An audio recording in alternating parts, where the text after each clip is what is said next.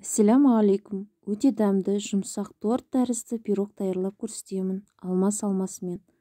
Ең алдымен бисмиллах деп ұнымызды 180 грамм елекштен өткізіп аламыз. 1 шымшым тұз, 2 ас қасық қант, 60 грамм 20% қаймақ, салқын тоңазытқыштан шыққан 80 грамм маргарин немесе сары май. Оның үстіне саламыз да жақсылап езіп үгіп аламыз. Негізінен бұл пирогты цветайский алмасы бар пирог деп те атап жатады. Енді жарты шай қасық ас содасына кішкене уксус тамызамыз да ас содасын сөндіріп аламыз және қамырымыздың үстіне құямыз. Қолымыздың көмегімен жұмсақ етіп қамыр илейміз. Қамырыңыз қолыңызға жабысқан жағдайда кішкене ұн сеуіп илесеңіз болады. Қамыр қатты емес, жұмсақ болу керек. Енді пирогымыздың салмасы дайын болғанша тоңазытқышқа салып қоямыз.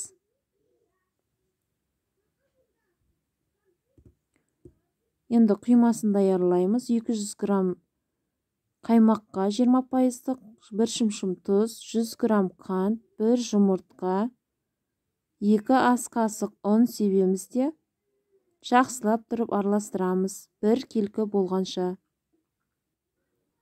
Пирогымыздың құймасы дайын болды. Енді ішіне салатын алма салмасын тазалап аламыз. Қабығынан және ішкі дәнінен тазартқаннан кейін алманың салмағы нақты 500 грамм болады. Жартылай сақина етіп, орташа жуандықта тураймыз.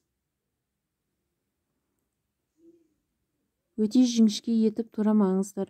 Ол пісу барысында жұмсарып, езіле түседі. Барлық алма салмасын дайындап алдық. Енді формамызға пергамент қағазын төсейміз. Оқтаудың көмегімен қамырды жайып салсаңыздар да болады. Мен қолымның көмегімен формаға бір келкі етіп жайып алдым да алмаларымызды саламыз.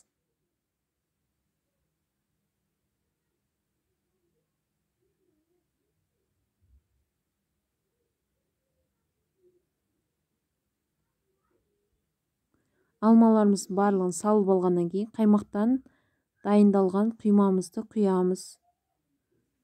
Бір келке етіп, алдын ала қызып тұрған духовкада 180 градуста 40-50 минут пісіріп аламыз.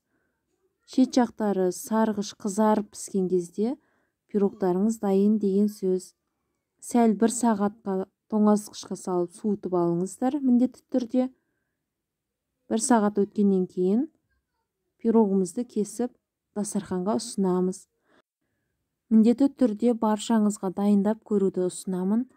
Бұл пирогты, бұл бәлішті дайындаған кісі еш өкінбейтініне сенімдімін.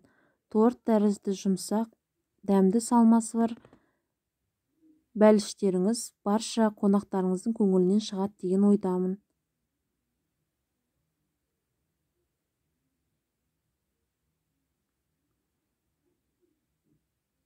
Сөзбен айтып жеткізе алмаймын. Алмасы сондай жұмсақ болып, аузыңызға салған сәттен салмасы ери түседі. Аспаз Анна YouTube арнамыздың ас мәзірлері ұнаса, тіркеліп міндетті түрде қоңыраушаны басып қалдырыңыздар. Сол кезде әрдайым жаңа видеоларымызды қалдырмай тамашалайтын боласыздар. Лүпілдеріңізді аямаңыздар. Комментария бөліміне өз пікірлеріңізді жаза қалдырыңыздар.